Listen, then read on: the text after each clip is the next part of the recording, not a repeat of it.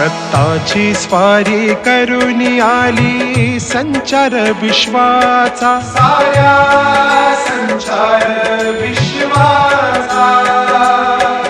अवतार घेऊन स्वामी जहाले आधार भक्तांचा, आधार बळ भक्तांचा. चला घेऊ आपण शोध स्वामी महिमेचा, जीवन होऊन जाईल सोहळा आनंदाचा. नमस्कार, मी दीपक जाधव. शोध स्वामी महिमेचा सोहळा आनंदाचा या कार्यक्रमात आपल्या सर्व स्वामी भक्तांना माझा श्री स्वामी समर्थ. आपण या कार्यक्रमातून जे कोणी स्वामी भक्त स्वामी सेवेत रुजू झालेले आहेत त्यांचे अनुभव ऐकण्यासाठी आपण आपल्या कार्यक्रमात हजर झालेलो आहोत. तर आपल्याकडे एक स्वामी भक्त जे कोपर्डे गावातून आलेले आहेत, थेट आपण त्यांच्याशी संपर्क साधणार आहोत. त्यांना विचारू की स्वामी सेवेत रुजू झाल्यापासून त्यांना काय काय अनुभव आले. चला तर मग. श्री स्वामी समर्थ. आपला परिचय? मी तानाजी विठ्ठल चव्हाण, राहणार कोपर्डे हवेली. आणि मी टोटल 17 वर्ष सर्व्हिस करून आर्मीची 2012 साली रिटायरमेंट झालेला आहे. त्याच्या आधी 1 वर्ष म्हणजे 2011 पासून ह्या सेवेत आहे. बर. तुमच्या कुटुंबात किती व्यक्ती आहेत? आमच्या टोटल आम्ही 5 जण आहेत. म्हणजे भाऊ किंवा तुमच्या घरातले का? तसे टोटल कुटुंब म्हणलं तर माझे 3 भाऊ आहेत, आई, माझी 2 मुलं मंडळी बर. आणि असं पूर्ण कुटुंब आहे. बरं. आता मुलं काय शिक्षण आहेत का? मुलगा BCS फर्स्ट इयरला आहे. बर. मुलगी BSc सेकंड इयरला आहे. बरोबर. आणि तुमच्या पत्नी काय करतात? पूर्ण आता स्वामी सेवेतच पूर्ण वेळ देतात. बरोबर.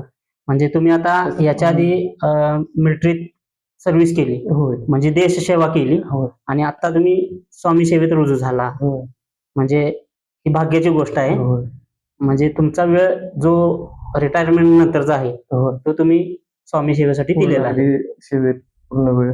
बर. तुम्ही स्वामी सेवेकडे कसं वळला? जसं की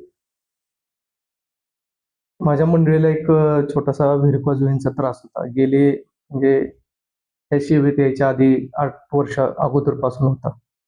जसं मी जोधपूर आर्मी कॅम्पला होतो त्यावेळेला मंडळीला व्हेरिकोज व्हेनचा त्रास असल्यामुळे अगदी तिथले हॉस्पिटलची ट्रीटमेंट अगदी 4 वर्ष चालू होती. रिटायरमेंट नंतर इथेही कृष्ण हॉस्पिटलला 4 वर्ष ट्रीटमेंट चालू होती. आणि अगदी तो त्रास मध्ये तसा असह्यच होता. आणि ते अगदी व्हेरिकोज व्हेनचं ते ऑपरेशन वरती आलेलं होतं. आणि नंतर ह्या सेवेत आल्यानंतर अगदी एक कंचनारवटी म्हणजे ह्या विभागाच्या अंतर्गत दिंडोरी प्रणित मार्गाच्या अंतर्गत 18 विभाग आहेत आणि त्या विभागात एक आयुर्वेदिक विभाग आहे. आणि ह्या विभागाच्या अंतर्गत एक आयुर्वेदिक मध्ये कंचनारवटी येते. मग ती कंचनारवटी आणि धुमावती तीर्थ एक ताई सेवेकऱ्यांनी दिली होती सेवा, धुमावती तीर्थ. बाकी मग 11 माळी 3 अध्याय असतात. पण ह्या दोन्ही सेवेतून अगदी 1.5 ते 2 महिन्यात अगदी व्हेरिकोज व्हेन्स पूर्ण क्लिअर करून झालं, अगदी सॉल्व्ह झालं. मग त्यापासूनच मनात अशी एक तळमळ निर्माण झाली की जे आपल्याला मिळाले महाराज माऊलींच्या कृपेनं ते सर्वांच्या पर्यंत जावं. मग त्यापासून एक तळमळ मनात निर्माण झाली की आपणही कोपर्डे गावमध्ये केंद्र करायचं आणि घरोघरी महाराज जावेत, सर्वांचे प्रश्न मार्गी लागावेत. हाच सर्वात मोठा एक हेतू होता. या सेवेतूनच महाराजांनी ते सर्व काय. बरं. आता तुम्ही जे केंद्र स्थापन केलेलं आहे मग त्याच्यात कशा प्रकारे सेवा तुम्ही करता? त्याच्यात जसं की आता मार्च मध्ये आपल्या दरबाराची प्राणप्रतिष्ठापना वास्तुशांती सोहळा झाला. त्याच्या अगोदर हे साप्ताहिक केंद्र होतं, म्हणजे जर गुरुवारी संध्याकाळी आरती व्हायची. पण आता दैनिक झाल्यामुळे आता त्रिकाल आरती असते. जसं की सकाळी 8ला, 10:30ला आणि संध्याकाळी 6ला त्रिकाल आरती असते. त्याच्यात गुरुवारी म्हणलं तर अगदी महाराजांचा वार मानला जातो आणि त्या दिवशी अगदी संध्याकाळच्या आरतीला 2,500 ते 2,000 ते 2,500 भाविक असतात. हा हा हा. बरं, दुसरा असा प्रश्न आहे की स्वामी सेवेत तर तुम्ही रुजू झाला, होय तुमच्या म्हणजे वाईफच्या ज्या काही अडचणी होत्या त्या होय होय दूर झाल्या, होय. पण असा कोणता एखादा प्रसंग आलाय का की तुम्हाला वाटलं की हे स्वामीनीच तारलंय मला याच्यातून, बरोबर. किंवा असं? नाही, आता जसं की हा जो प्रसंग होता अगदी वाईफचा 8 वर्षाचा त्रास, हम्म, आणि जसं की आता आपण एकावरून दुसऱ्याचा अनुमान घेऊ शकतो की जसं की एखाद्यावर वेळ आली तर बघा, कर्ज लोन काढून ते उपचार घेतले जाते, बरोबर, किंवा शेती गहाण ठेवून, शेती देऊन, काही हा. पर्याय करून देतात. बरोबर. तर ती महाराजांनी वेळ आणून दिली नाही, आणि असंच कुणावरही येऊ नये, आणि ह्या तळमळीतूनच हे कार्य महाराजांनी पुढे करून घेतलेलं आहे.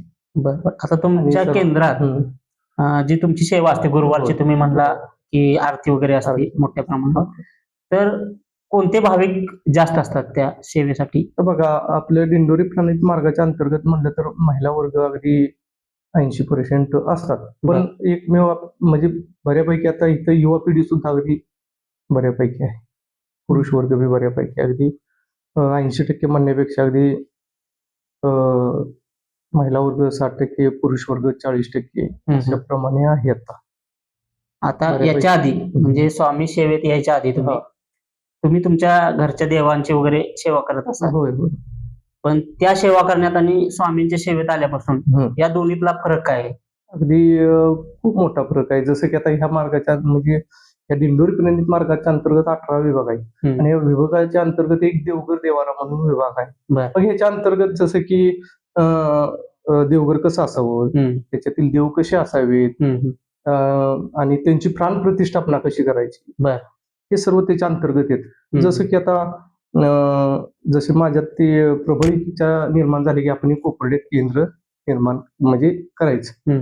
मग 1 वर्ष प्रयत्न चालू होता की आपण कोपर्डेत केंद्र, मग त्यावेळेला आपल्याकडे काही जागा वगैरे काही नव्हती, पण ग्रामपंचायतीला आपल्या 3 गुंठे जागा भाडेतत्वावर आपली मागितलेली होती, पण त्याला काही म्हणजे ती महाराजांचीच लीला, त्याच्यात काही यश मिळालं नाही. बरोबर. नंतर हा देवघर देवारा स्थापन केल्यानंतर घरी विधी या मार्गाप्रमाणे अगदी 15 दिवसात जे आता आपले दरबार आहे महाराजांचा, हा दरबाराची जागा घरासाठी म्हणून खरेदी पत्र एक 15 दिवसातच झाली.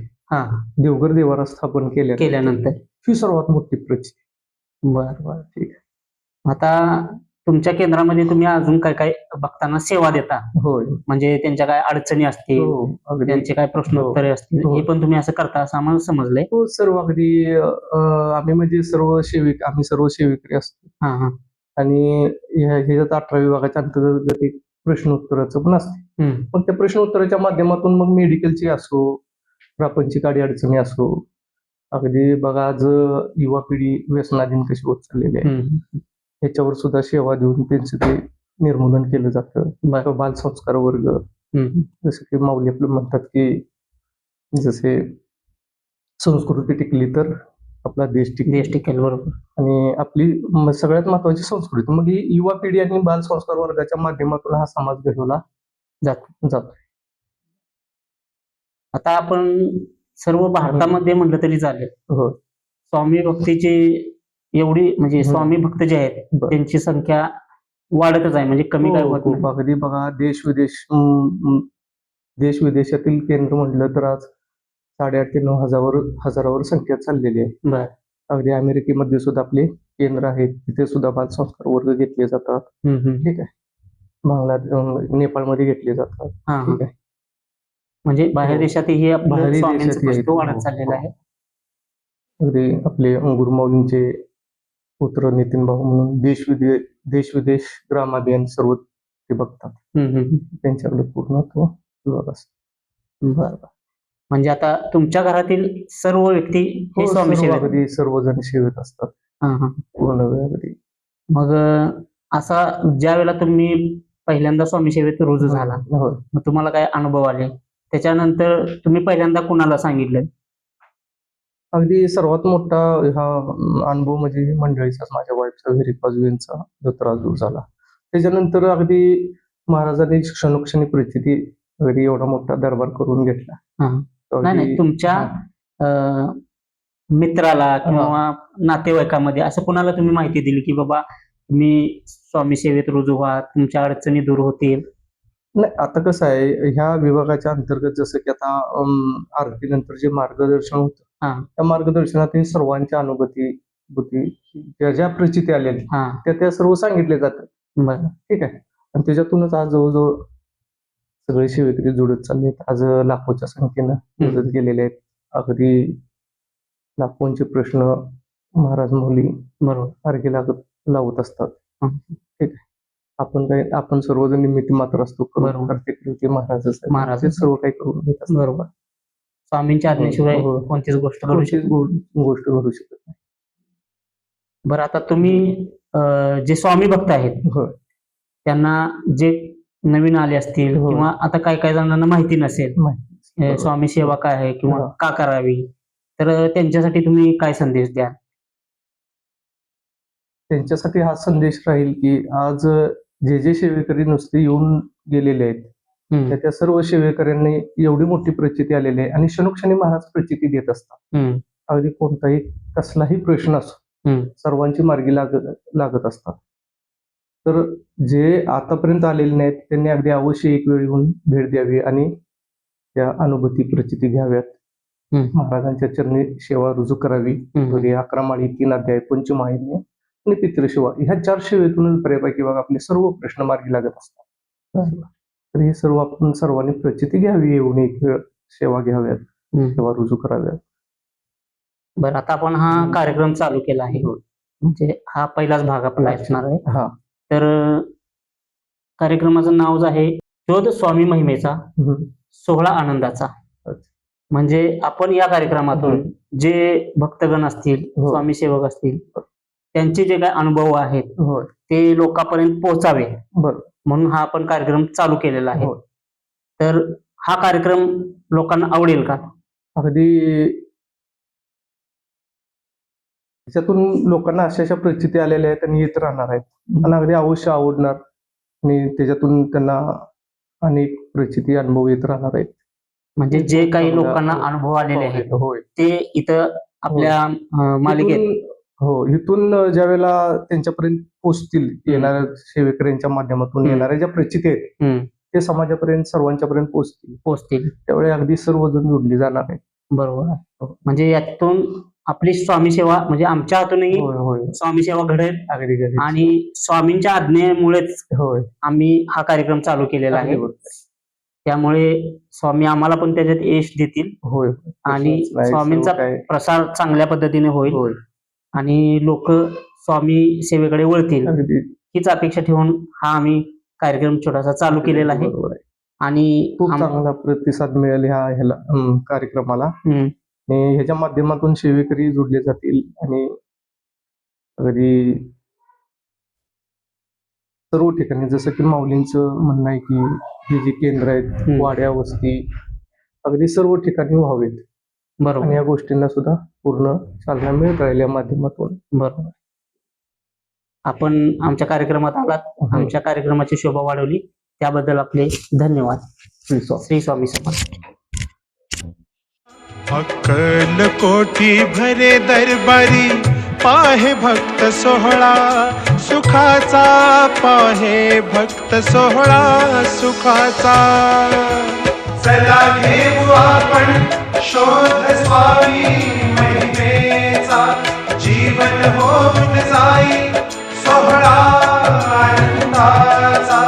चला घेऊ आपण शोध स्वामी महिमेचा, जीवन होऊन